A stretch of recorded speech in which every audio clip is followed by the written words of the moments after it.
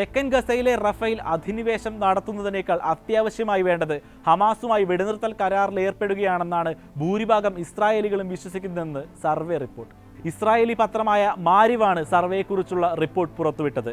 Lazar institute of studies നടത്തിയ സർവേയിൽ പങ്കെടുത്ത 54% പേരും ബന്ദികളുടെ മോചനവുമായി ബന്ധപ്പെട്ട് ഹമാസുമായി കരാറിൽ ഏർപ്പെടാൻ ആഗ്രഹിക്കുന്നതായിട്ടാണ് കണ്ടെത്തിയത്.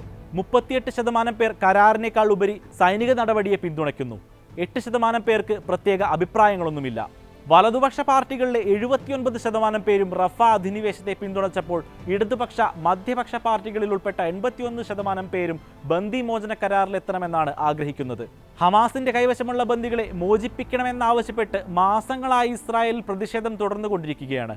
ഹമാസുമായി കരാറിലെത്തി ബന്ദികളെ മോചിപ്പിക്കുക, പ്രധാനമന്ത്രി ബെഞ്ചമിൻ നെതന്യാഹു രാജിവെക്കുക, വീണ്ടും തെരഞ്ഞെടുപ്പ് നടത്തുക തുടങ്ങിയവയാണ് പ്രതിഷേധക്കാരുടെ പ്രധാന ആവശ്യങ്ങൾ.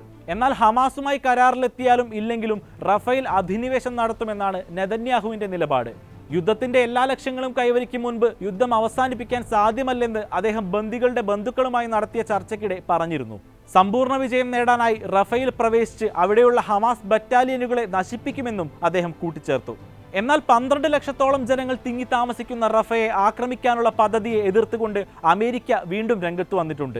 റഫയിലെ ജനങ്ങളെ എങ്ങനെ സംരക്ഷിക്കുമെന്ന കാര്യത്തിൽ ഇസ്രായേൽ പദ്ധതി സമർപ്പിച്ചിട്ടില്ലെന്നും അമേരിക്ക കുറ്റപ്പെടുത്തി. അത്തരമൊരു പദ്ധതിയില്ലാതെ റഫേൽ നടത്താൻ ഉദ്ദേശിക്കുന്ന ആക്രമണത്തെ പിന്തുണയ്ക്കാൻ സാധിക്കില്ല. കാരണം അത് വരുത്തിവെക്കുന്ന നാശനഷ്ടങ്ങൾ അതിഭീകരമായിരിക്കുമെന്ന് US സ്റ്റേറ്റ് സെക്രട്ടറി വ്യക്തമാക്കിയിട്ടുണ്ട്. റഫേലെ ആക്രമണം രക്തപ്പുഴ സൃഷ്ടിക്കുമെന്ന് ലോകാരോഗ്യ സംഘടനയും മുന്നറിയിപ്പ് നൽകുന്നു. ഈജിപ്ത്, ഖത്തർ, അമേരിക്ക എന്നീ രാജ്യങ്ങളുടെ മധ്യസ്ഥതയിൽ കെയ്റോയിൽ വെടിനിർത്തൽ കരാർ സംബന്ധിച്ച് ചർച്ചകൾ പുരോഗമിച്ചുകൊണ്ടിരിക്കുകയാണ്. ചർച്ചകൾക്കായി ഹമാസിന്റെ പ്രതിനിധികൾ ശനിയാഴ്ച കെയ്റോയിലെത്തിയിട്ടുണ്ട്.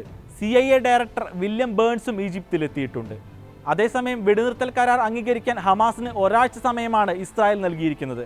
അല്ലാത്തപക്ഷം റഫേൽ ആക്രമണം നടത്തുമെന്ന് ഇസ്രായേൽ മുന്നറിയിപ്പ് നൽകിയതായിട്ടുള്ള റിപ്പോർട്ടുകളും പുറത്തുവരുന്നുണ്ട്. പുതിയ കരാർ വ്യവസ്ഥകൾ ഹമാസിന് മുന്നിൽ വെച്ചിട്ടുണ്ടെങ്കിലും യഹ്യ സിൻവാർ അടക്കമുള്ള നേതാക്കൾ ഇതിനോട് പ്രതികരിച്ചിട്ടില്ല എന്നാണ് വിവരം. ഹമാസിന്റെ കൈവശം 130 ബന്ദികളുണ്ടെന്നാണ് വിവരം. ഇതിൽ പലരും കൊല്ലപ്പെട്ടിട്ടുണ്ട്.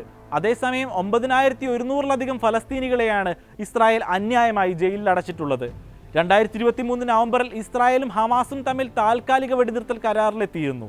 അന്ന് 81 ഇസ്രായേലികളെയും 24 വിദേശികളെയും ഹമാസ് വിട്ടയച്ചപ്പോൾ പകരം 240 ഫലസ്തീനികളെ ഇസ്രായേലും കൈമാറി.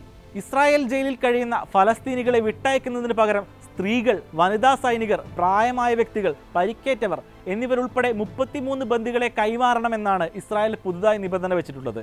എന്നാൽ ഇസ്രായേൽ പൂർണ്ണമായും ആക്രമണം നിർത്തുകയും സൈന്യത്തെ പിൻവലിക്കണമെന്നുമാണ് ഹമാസിന്റെ ആവശ്യം.